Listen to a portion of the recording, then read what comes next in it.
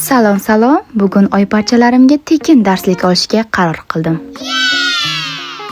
Ekrandagi bir-biridan chiroyli bo'lgan abadoklarni yasashni o'rganamiz. Bizga kerakli bo'ladigan narsalar: abadok. Qizlajonlar olgan abadok giylarni rangiga moslab, osnova talisla, kumushmi kumush, tillami tilla. Sim kerak bo'ladi, razmeri 4 mm, rangi kumush. Har doimgidek ishimizni oson qiluvchi ambirchalar kerak bo'ladi. Marker ham kerak bo'ladi. Nima sababdan ishlatganimni videoning o'rtasida ko'rib olasizlar. Bargli osnovaga iloji boricha shunaqa tomchi shaklidagi tosh olinglar. Rangini o'zingizlar xohishingizga qarab tanlaysizlar. Metrajkosi ham esingizdan chiqmasin.